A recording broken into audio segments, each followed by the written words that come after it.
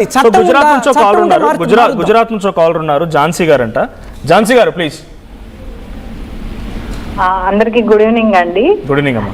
Actual గా ఈ సాంప్రదాయాలు గాని వేదాలు గాని ఏ బుక్ లో రాసినండి, ఏ మతం ప్రకారమైనా మనిషి సంతోషంగా ఉండాలి అని రాసినవండి. ఇప్పుడు అనసూయ గారు ఏమన్నారు, మా అమ్మ నాకు ఇచ్చింది, మా అమ్మ పుట్టినప్పటి నుంచి నాకు బొట్టు పెట్టింది, గాజులు పెట్టింది, పూలు పెట్టింది, అంతేగాని నా భర్త వచ్చి నాకు ఇవ్వలేదు కదా అని అన్నారు. ఎంత మంచి క్వశ్చన్ అది. దానికి కామెంట్ లో చూస్తే అసలు మనిషి అదేంటి సిగ్గుపడేంత కామెంట్లు, అతను భర్త చనిపోతాడేమో, దాని భర్త చనిపోతాడేమో, దీనికి ఏం పోయే కాలం వచ్చింది, ఇట్లా ఎంత సిగ్గుపడే విధంగా మన మానవత్వం అయిపోయిందంటే మనిషి చాలా చాలా ఎదగాలండి, దిగజారిపోతుంది సమాజం. ఒక మంచి నాతో పాటు నిశాంత్ శర్మ అని ఉన్నారమ్మా. ఇది తప్పకుండా మన మతంలో ఉంది. డెఫినెట్ గా భర్త తదనంతరం ఇవన్నీ తొలగించాల్సిందే, ఇది మన మతంలో ఆచార పద్ధతుల్లో పూర్వీకుల నుంచి పాటిస్తున్నారు అంటున్నారు ఆయన. మరి ఏదైనా క్వశ్చన్ చేస్తారా ఆయన్ని? అయ్యప్ప స్వామి కొండకి వీళ్ళు వెళ్ళగలరా? నిశాంత్ శర్మ గారు క్వశ్చన్. పీరియడ్స్ లో ఉన్నప్పుడు దేవుడి గుడికి ఎందుకు వెళ్ళకూడదు? అది మనం మాట్లాడదాము. రైట్. ఝాన్సీ గారు చెప్పండమ్మా. శర్మ గారు, ఇది మీరు చరిత్ర చదవాలి ఫస్ట్. ఈ విధంగా ఒక స్త్రీని బొట్లు గాజులు తన క్వశ్చన్ అయిపోనివ్వండి. ఝాన్సీ గారు మీరు క్వశ్చన్ అడగండి. ఎందుకు వచ్చింది చరిత్రలో ఒక స్త్రీని భర్త చనిపోయిన తర్వాత అందవిహీనంగా చేయాలని ఎందుకు అనుకున్నారు? ఒకప్పుడు ముస్లిం అంటే ఎవరొక రాజులు వాళ్ళు వచ్చి ఈ స్త్రీని తీసుకెళ్లడం గాని, భర్త అంటే ఒక రాజును చంపేసి ఆ స్త్రీలను తీసుకెళ్లడం గాని ఇవి చాలా ఉండేవి. అందువల్ల ఆ స్త్రీని అందవిహీనంగా చేస్తే ఈ విధంగా తన పైన దాడి జరగదు అని ఎన్నో విధాలుగా ఆ విధంగా చేశారండి. ఆ తర్వాత మన మెచ్యూరిటీ పెరిగే కొద్దీ మళ్ళా ఆ స్త్రీ అందంగా తయారవడం, మళ్ళీ పెళ్లి చేసుకోవడం, ఎంతో మంది సంస్కర్తలు కష్టపడితే ఈ రోజు స్త్రీ బయట నడవగలుగుతుంది, తనకి ఇష్టమైన ఉద్యోగం చేయగలుగుతుంది. ఆ సావిత్రిబాయి పూలే పుణ్యం వల్ల ఇప్పుడు స్త్రీ చదువుకొని ఉద్యోగం చేసి ఈ రోజుకి స్వతంత్రం వస్తుంది ఒక స్త్రీ. సూపర్ అమ్మా, మీరు అన్న క్వశ్చన్ నాకు అర్థమైంది. ఇప్పుడు మీరు ఏ ప్రశ్న అయితే అడుగుతున్నారో ఇక్కడ సాఫ్ట్వేర్ వ్యవస్థతో సహా మీరు ప్రశ్నించాలి. మీరు ఒక సుమంగళిగా స్త్రీ కూడా ఒక ఆడామెను నువ్వు ఆఫీస్ లో పిలుచుకుంటున్నావు, బొట్టు పెట్టుకోవద్దు అంటున్నావు, మంగళసూత్రం వెయ్యొద్దు అంటున్నావు. ఇవన్నీ ఇక్కడ డెబిట్ లో మాట్లాడడం కాదు, ఇక్కడ ఉన్న ప్రతి ఒక్క వ్యవస్థను అడగాలి. ఒక సాఫ్ట్వేర్ అంతెందుకండి, ఇప్పుడు మనం ఏ ఛానల్లో ఉన్నామో ఇదే ఛానల్లో కావచ్చు యాంకర్స్ ఉన్నారు, వాళ్ళు మంగళసూత్రం వేసుకొని ఉద్యోగాలకు వస్తున్నారా? మ్యాండేట్ ఎక్కడ లేదు. ఇక్కడనే కాదు, ఇక్కడ కూడా మీరు రావద్దు అని ఎక్కడ లేదు.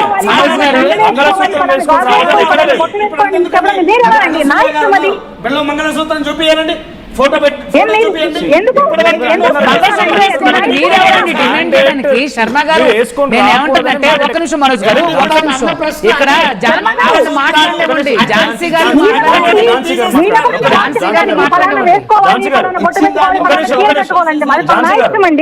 నా ఇష్టం, నా భర్త ఇష్టం, నా పిల్లల ఇష్టం, నా తల్లి ఇష్టం, నా తండ్రి ఇష్టం. మీరెవరండి చెప్పడానికి? మీరెవరండి పుస్తకాలు రాయడానికి? మీరేమైనా అన్నం పెడుతున్నారా? మాకు ఏమైనా డబ్బులు ఇస్తున్నారా? బాధ్యతాన్ని ఇవ్వడానికి కోసం అనేటువంటిది ఇచ్చింది, ఇంత కాదండి. అరే అడిగిన ప్రశ్నకి నేను సమాధానం అని చెప్పడానికి ఇదే పండితుడిని మీరు అక్కడ కూర్చోబెట్టి పెళ్లి చేసుకుంటున్నప్పుడు ఆయన మీకు మంత్రాలు చదివి తాడి కట్టిస్తాడు. ఆయనకి అథారిటీ ఉంది మీరు ఎవరండి అని చెప్పడానికి అన్నప్పుడు ఆయన ఎందుకంటే ధర్మబద్ధంగా నాటి చరాన్ని పెళ్లి చేస్తున్నప్పుడు ఆయన మీరు పెట్టుకున్నారు. అప్పుడు ఆయన పక్కన పెట్టండి. అసలు హిందూ మతం ప్రకారం పెళ్లి చేసుకోవాలి. ఆ రోజు పెద్ద పిల్లల దగ్గర రేపులు చేస్తున్నారండి. ఏం చేస్తున్నారండి మీలాంటి వాళ్ళు కూర్చొని? మీరు సమాధానం చెప్పండి. ఇదే ప్రశ్న ఇప్పుడు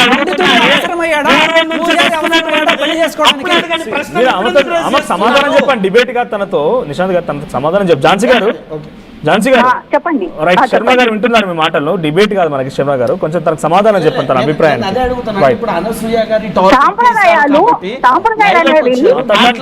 తనేమంటారు ఝాన్సీ గారు ప్లీజ్.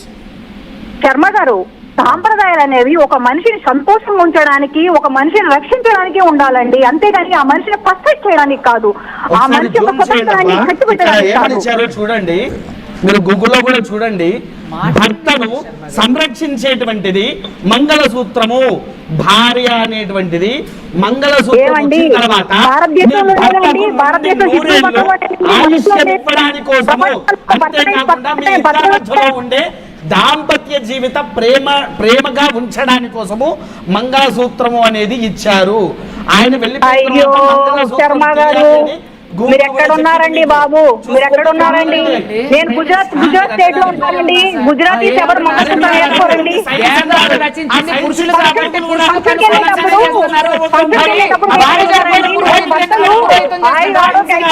వదులుతున్నారండి ఇక్కడ. ఒక విషయం నేను చెప్తున్నా వినండి. భర్త చనిపోయినప్పుడు భార్య పసుపు కుంకుమలు అన్ని తీసేయాలి. మరి భార్య చనిపోయిన పురోహితుడు ఎందుకు పురోహితం చేస్తాడు? ఎవరు? మీరు ఎవరైనా అంటే చేయకూడదు అని శాస్త్రంలో ఉందా? శాస్త్రం మీరు రాసుకునేదేనండి. ఇక్కడ అందరూ కూడా పురుషులే కాబట్టి స్త్రీల మీద అక్కడి వరకు అన్యాయం జరిగింది. ఎవరైనా స్త్రీలు కూడా స్త్రీలకు అన్యాయం చేసుకుంటూ వచ్చారు.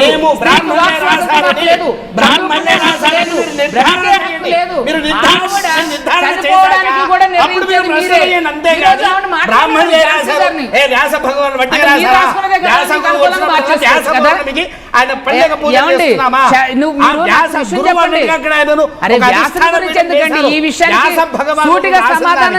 ఎన్నో సూత్రాలు, ఎన్నో శాస్త్రాలు శంకరాచార్యులు యుక్తంగా తీసుకొని వచ్చారు.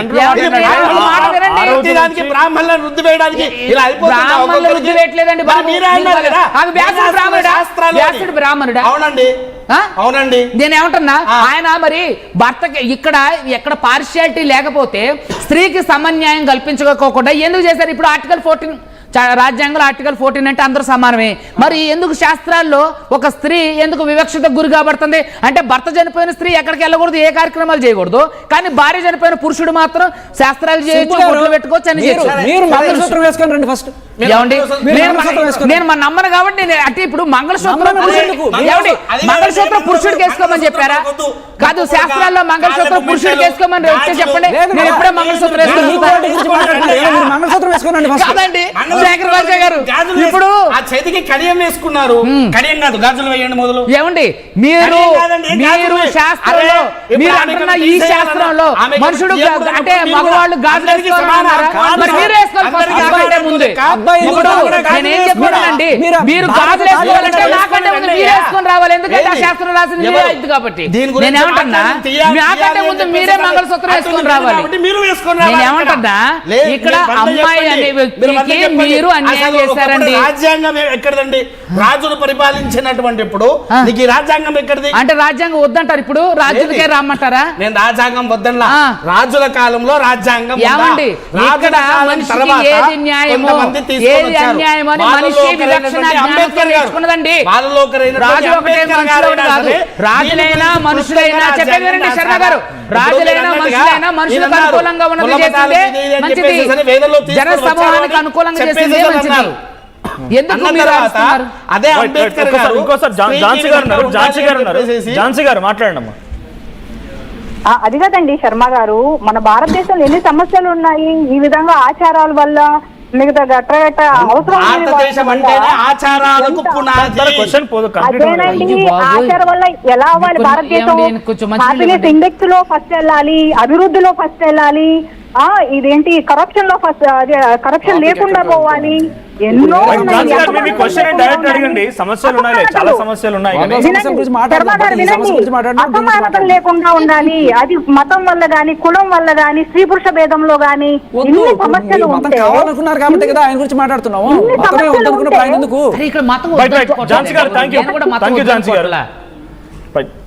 మ్యాండేట్ అని అన్నారు కదా మీరు, ఇప్పుడు కాదు అవసరమైతే మళ్ళీ ఒకసారి తీసుకుందాం. ఆయన మ్యాండేట్గా ఉంది ఈ మతంలో అంటున్నారు. So freedom of religious belief, ఇందాక శేఖర్ భాష గారు అనేది ఏంటంటే, మీరు ఒకవేళ కనుక హిందూ సంస్కృతి సాంప్రదాయాలు మేము పాటిస్తున్నాం అనుకున్నప్పుడు మీరు రాజ్యాంగంలో మ్యాండేట్లుగా లేవవి. ఒకవేళ ఉంటే దానికి వ్యతిరేకంగా మేము కూడా పోరాడతాం, రైట్?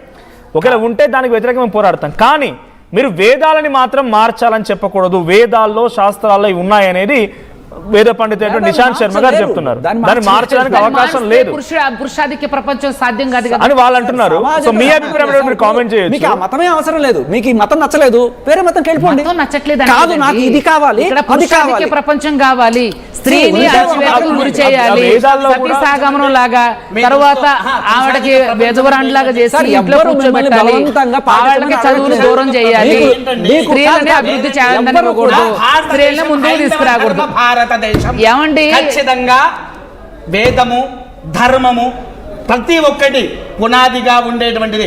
మిగిలిన అంటే ధర్మం అంటే ఏమండి, ధర్మం అంటే ఆడవాళ్ళని అన్యాయం చేయడమా? మీరంతా గట్టిగా వేదాలు ఇవన్నీ చెప్తూ ఉంటే మళ్ళీ there comes a debate between వేదాల రాజ్యాంగం అని మళ్ళీ వస్తుంది, రైట్? లేదు సార్, ఎవరిని ఫోర్స్ చేయట్లేదు.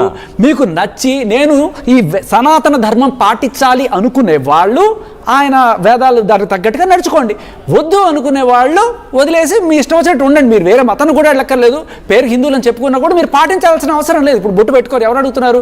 ఏం అవసరం లేదు, మీ ఇష్టం వచ్చినట్టు మీరే పెట్టుకోలేదు. అదే అంటున్నా, కానీ అదే అంటున్నా, మీరు ఏదైతే ఈక్వాలిటీ అన్నారో నేను అంటున్నాను, మీరు మంగళసూత్రం వేసుకుని రాలేదే, మీ ఆవిడ చేత మీరు మంగళసూత్రం కట్టుకోవచ్చు కదా. ఇక్కడ ఏంటంటే మనకి కొంతవరకు మనకి వెసులుబాటు ఉన్నప్పుడు మాట్లాడతారు. చనిపోయిన పురోహితులు కూడా పురోహితం చేయద్దు, ఈక్వాలిటీ అవుతుంది.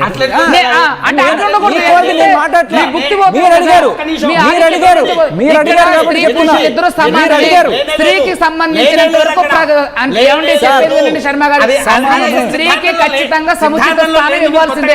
ఎందుకు అంటే స్త్రీ ఒక నిమిషం అండి, పురుషుడు చనిపోతే స్త్రీకి అన్ని తీసేయాలి అంటే స్త్రీ భార్య చనిపోతే మాత్రం పురుషుడు అన్ని కార్యక్రమాలు పురోహితం చేయొచ్చు, అన్ని చేయొచ్చు, వీడు గుడి వెనక నా స్వామి కార్యక్రమాలు అన్ని చేయొచ్చా? మీరు అన్నదానికి చెప్తా, నేనేమంటున్నా, అదే స్త్రీ గట్ట ఏమండి మనోజ్ గారు, స్త్రీ గట్ట వేదాలు రాసినట్టయితే అప్పుడు వీళ్ళకి తెలిసేది ఆ బాధ. సరే, దానికి కూడా ఒప్పుకుంటా, స్త్రీ అయినా సరే పురుషుడైనా సరే పూజకు భార్య లేకపోయినా భర్త లేకపోయినా ఇద్దరు కూర్చోరు అంటే పురోహితం చేయరా?